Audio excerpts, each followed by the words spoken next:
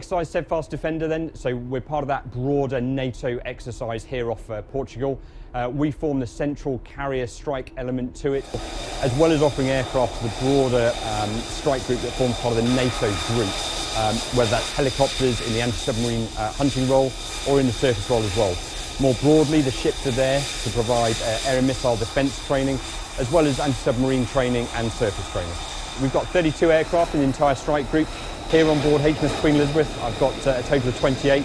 That's 18 F-35B Lightnings, 10 from the United States Marine Corps and 8 from the UK, as well as 10 Merlin helicopters in varying roles from my troop transporter all the way through my airborne surveillance and control and also my anti-submarine warfare hunting helicopter.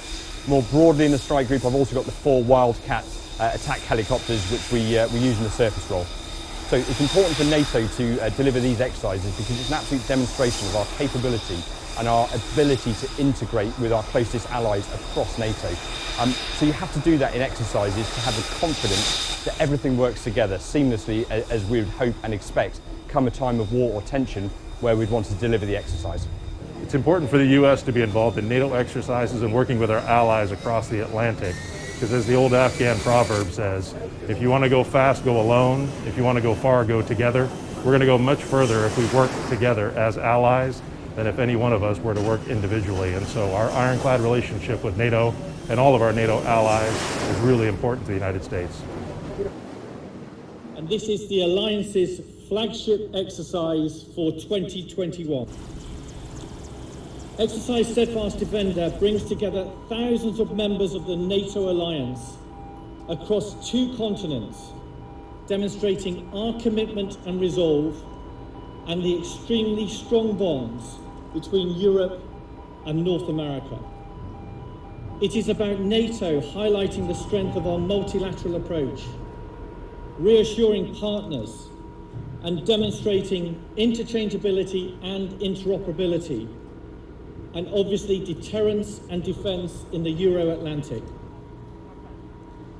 Importantly, Exercise Steadfast Defender is focused on the reinforcement of continental Europe from North America. It demonstrates the value of North America and Europe working together, and it will strengthen the readiness and deterrence posture of Allied command operations through the rapid deployment of reinforcement from North America, movement across the European continent, and integration of multinational troops.